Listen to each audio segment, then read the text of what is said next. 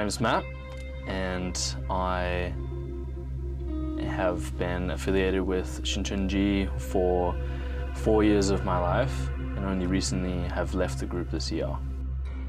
For those who don't know who Shincheonji is, they're a church from South Korea that believes in the end times, and they serve a so-called promise pastor. The Shincheonji Church of Jesus, also known as the SCJ, has been a part of Perth for almost 5 years. Recently, the group has gained attention from media coverage. Ex-members, family, and the wider community I've spoken to have all described this group as a cult that uses cult-like practices. They explain from their experiences the group slowly demands everything from members and instills the fear of spiritual death if they were to leave. 센터님 감사합니다. 센터 파이팅! How big of an issue is this sort of group to Perth? I mean, if you don't want people to be separated from their families and lose years of their life, because like no one's going to join that group willingly, and they're only there for the years that they're brainwashed, and when they leave they have to readjust to life again. Like, it's not healthy to anyone. Is this church a cult? By the definition of cult, what a cult group is, I would say it falls into the category and it ticks every box of what outlines or what defines a cult, because a cult isn't defined by specifically the teaching, it's defined by the practice. In September, I caught up with Matt so he could show me how and where the group operates. We first went to the University of Western Australia, where Matt was recruited by Shincheonji members that have flown over from Melbourne. This is the spot.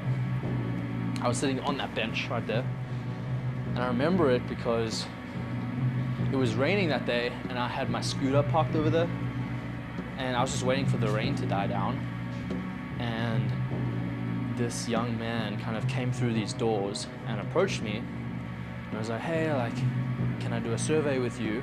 And we stood here for like 40 minutes just chatting back and forth, and I thought, like, this guy's a friend, this guy we met.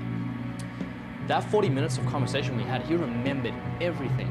And now that I look back at it, I know that he probably would have taken down notes after to remember what I told him, especially with my hobbies and interests. So when he started texting me, he just recalled all of the things I said I was interested in. And he was asking them about, them in like a detailed way. So I felt much easier just to talk openly, because like, man, this guy listens to me, he's interested in the same stuff.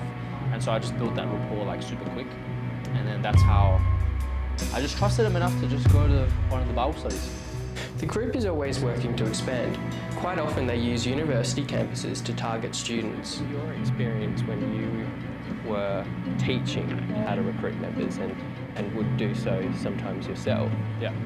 What were you looking for in terms of people here? Yeah, I mean, first of all, like, you only approach someone who's walking by themselves. So like, I would have seen a lot of people that would have been potentials. Anyone who's walking by themselves, and usually, like, I hate to say this, but people that look like they're international students.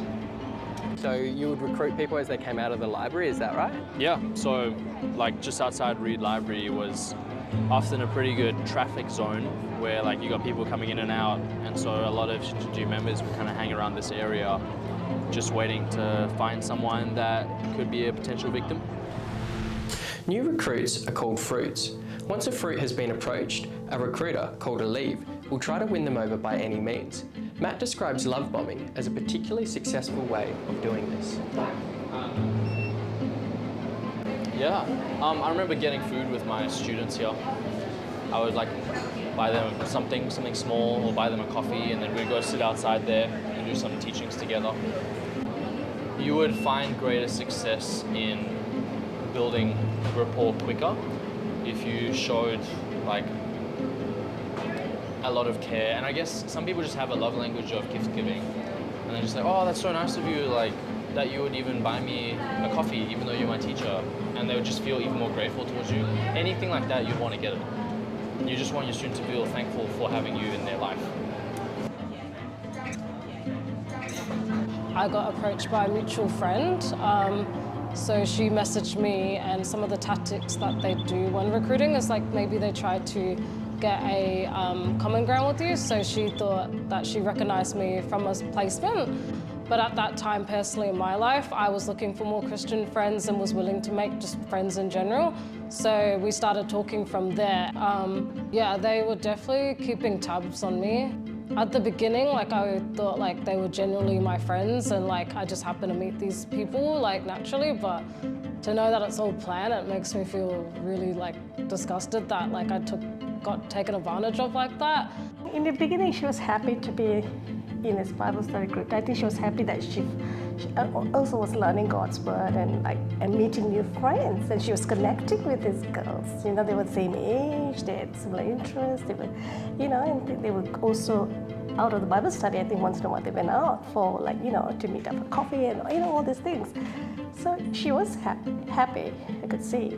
But like I said, as the months progressed, she was not happy, like you say, like her face was sometimes not happy, and I thought, you know, what is this, you know? Went down the hill, and then she was saying, when we wanted to make the trip to Malaysia, and she said, oh, my teachers were advising me not to go, and stuff like that, and I thought, huh?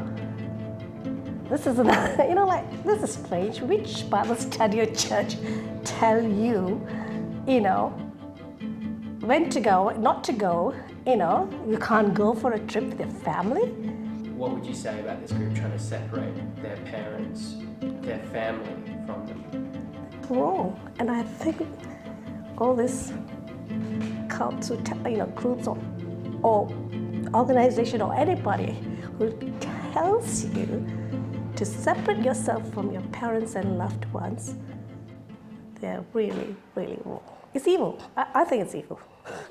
So they need to be stopped. They need to be accountable. They have to be. I think any churches also have to be accountable. Alicia finally left the group in 2024 to pursue her studies, but she was never able to find closure until a TikTok appeared on her For You page. This video serves as a warning to all people in Perth and to people who are thinking of moving to Perth about the Shincheonji cult group that is currently and actively recruiting. If I didn't see that, I would still not know it's a cult, even though I still wasn't attending it this year. I feel like I would still try to like reach out to those friends because I still wanted to like maintain a friendship with them. But like every time I would leave that Bible study, they would not talk to me. I didn't really know Alicia that well, but when I did speak to her, she told me that there was like, over the course of maybe 3 years, she kept being pulled back into the Bible studies. And so they were really trying to get her in. But I think when she saw the TikTok videos, she's like, oh, I know this guy, he has a teacher inside. And then she put 2 and 2 together and realized like what the group was. So it was a good thing that she didn't continue going on with the Bible study, because she could be still there now. Over time, I came to realize that there's not a lot that I can do for the people inside. I'm blocked off by everyone, I'm completely excommunicated, but at least what I can do is, with the experience that I've got from that group, I can start giving awareness to people on the outside of the group. But the TikTok video was actually thanks to Bianca, and she was just really passionate about it. Matt reached out to Gloria. Gloria knew I was the only person in Perth. She connected me and him, and I was like, I know Matt. I was so happy. I was so happy because I knew that was gonna shake things up.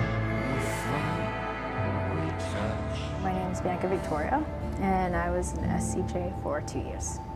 When you say you've been, you know, in a cult, not a lot of people go through that. Not a lot of people understand it as well. And when you say it to a normal person, they're like, they call you names. You must be stupid to be falling for that. You must be, so gullible. But the thing is, we're anything but that. We study the Bible diligently. We're literally trying to, read every single thing. And it's the way they did things is so smart. It's a lot of manipulation, a lot of love bombing, a lot of mind games as well, a lot of guilt trips and all of that. Yeah, so I'd pretend to be a student in a class with someone. Yeah. Sorry, so you were someone that pretended to be a first-time student, and Why would you do that? I always questioned that before, but they said that this was a way to protect the fruit. So we were called leaves. They were fruits, and this was a way to control them, but like to have that one person that fruit would trust. You will then report that to the teacher. So for example, a big thing inside is to not do Google research or to not get into the internet. So they will ask the student who's, talking to the friend, and that person who's a first-time student clearly think that you're their friend, they trust you, so they can be most honest with you, because they will not be honest with their teachers. They will just say like, yeah, I understand and this and that, but with a close friend who they don't know is already a part of it, they will be more likely to reveal. A volunteer is told that he's taking part in a visual perception test. What he doesn't know is that the other participants are actors, and he's the only person taking part in the real test, which is actually about group conformity. Please begin. The experiment you will be taking part in today involves the perception of line length. Your task will be simply to look at the line here on the left and indicate which of the 3 lines on the right is equal to it in length. So, for example, if you The actors have been told to match the wrong lines. The volunteer will be monitored to see if he gives the correct answer or if he goes along with the opinion of the group and gives the wrong answer. In the first test, the correct answer is 2. 1. 1. 1.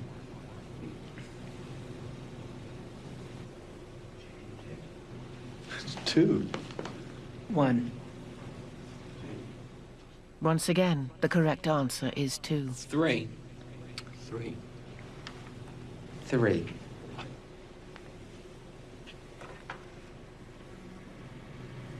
3. 3. According to that study, about 50% of people fall for that, the group think, the group influence. You're accepting their truths little by little. So it's not just one big, oh my gosh, I realised this guy is the Messiah. It's, was it really their decision, or were you influenced in a way to make that decision? My name is Sally, and I'm a counsellor, full-time counsellor. I also help ex-members coming out of cults recover from their spiritual and cultic abuse. On the side, I run workshops for cult awareness, and when I formed these workshops, and I asked Matt to get involved, and yeah, it kicked off from there. She was the one that initiated the idea of, hey, let's go to campuses and start talking to the leaders. And just seeing the stress of a family is desperately trying to get the kids out and how difficult it is to get the kids back. Like, you don't want to wish that upon anyone. So if it is something that you can help to reduce it or to eliminate, then like, you want to do it. So Matt was a young man, and somehow someone informed me he was organizing a workshop, and I reached out to him, and that's how we first met, understanding his own journey and the experience he went through, and we spent a couple of hours having good conversation, and I felt that I should be helping him to highlight this to other churches, to other believers, the danger of this particular cult group. My name is Richard Tan. I'm a pastor of a church called First Light Church, and we have been meeting together for the past 16 years. I think what is important is for churches and Christians to build their awareness of what's happening in the city. I think this is something that is of great concern, and it's not something that we can brush off and say someone else's problem. I think those who have been affected by the cult, especially the individuals who have left the cult group, they have been traumatized, they've been impacted in many ways that they find hard to get back to a normal life. But imagine about family members whose children or brothers or sisters are caught in this cult group, the pain they go through, that they lost a loved one, in the sense of it changes the whole family dynamic. And so it is important for us to be aware that people are suffering. Do you feel like when you go out recruit people, when you expand this group, do you feel like you're not hurting them but saving them? Yeah, 100%. I thought that I was bringing them to God, and like that's what God wants for everyone. So I thought that I was doing justice in their lives. I attended one of the cult awareness workshops hosted by Richard's church. There I asked workshop participants what brought them to this event. Some have had to be blurred as they still have family inside. Always thought that it could never be me. I also think that every member that joined previously thought that as well. And I think it would be great to gain some insight from ex-members on the strategies they use to make sure I don't fall for the trap. My son is inside the group, so that's why we came here as well. I mean, hearing that, there are cults in Australia that are preying on vulnerability and, kids' creativity and their desire to know more about the world. So yeah, I think these sort of events are really important just for raising awareness about that. My brother has been in a cult, Shincheonji, for the past 3 years. My family found out a few months ago, and it's been like a really tough, difficult time. Jim Spencer, a parent who says he lost his daughter to the group, was also at the workshop. He spoke to everyone about how difficult and complicated the process has been to try and get his daughter back. To this day, he is still trying. Jim's difficulties aren't a lone example. It took Matt being separated from the group for nearly 2 weeks to create a seed of doubt, which was enough for him to go against beliefs and use Google. And that's the first time I called Dad. Straight up, after researching, I watched maybe a few videos, read a few articles. I called Dad and I said, I'm doubting this church. Like, I think it actually might be a cult. I've just researched mind control and it seems like that has happened to me. Like, I feel like my mind has been controlled by them. And he straight away rushed home from work. And it's like he had already kind of planned out for this day. Like, how long do you think he'd been waiting for that phone call? Oh man, for as long as, since the day he found out. Just like wanting to get me out desperately. Do you still have people and friends and loved ones inside SCJ? Yes. And how are you going with getting them out? Oh gosh, sorry, I want to get emotional. When I decided I was gonna leave, I stayed for 1 more week to try and talk to them. Unfortunately, I realized they were going to report me and there was no way I could, there was nothing I could do to get them out. So I prayed and I knew that in time that this would be happening. And one day, we're all going to be reunited, just like how Matt is and how I am with everyone else. One day they're going to be outside too. Yeah. In your experience, do you think that nearly every case of someone leaving a group like this, they almost always need some sort of help? They need some help, yeah. They need some sort of help. Like we get to, serious suicidal ideation. You just don't know what to do with your life because it's like the sunk cost fallacy, where you've invested so much into this cult thinking that you'll get something back, but you don't. You don't ever get anything back. They've exploited you and used you, and you come out of it with nothing. And you have to claw your way back through life. Is there enough being done? Not to my liking. How long did it sort of take for you to be where you are today? I would say I've needed every month until now. Like, even now, I still go through patches of like having to deal with I'd say the best way to describe it is the post-trauma. Diane, an ex-member from the Melbourne Shincheonji, started a petition to ban the group in Australia. From her experiences and seeing the issues the group caused, she says something needed to change. This person posts a warning and that person posts a warning, but I want to do something like together. So I asked in the group chat, in the ex-member group, that can we do something together, and got more attention from people. So that's why I started the petition. Is there something that you would like to see happen from the petition? There should be a legislation that said that all the church, when they send a member to recruit people, the member has to tell people who they are. Or not, we can like report to the police. That is like deception to people. To me, the moment they stop lying, just stop lying. That's all I ask. They say, you know, give people the choice. I say the same thing back. Give people the choice. Let them know who you are so they're able to freely research what you're about and have that choice. If they want to study with you guys, they will. It's this manipulation that ex-members argue takes away people's freedom to choose their religion. The coercion of fear keeps them there. The legal experts that I've spoken to have said that the ex-members and parents don't have many legal options available to them, unless criminal damages can be proven. The group exists in a legal grey area. Experts say that the WA government could ban the group, however this is highly unlikely. Instead suggesting the most effective change will come from engaging in the group's theories and spreading awareness that will help people make better informed decisions.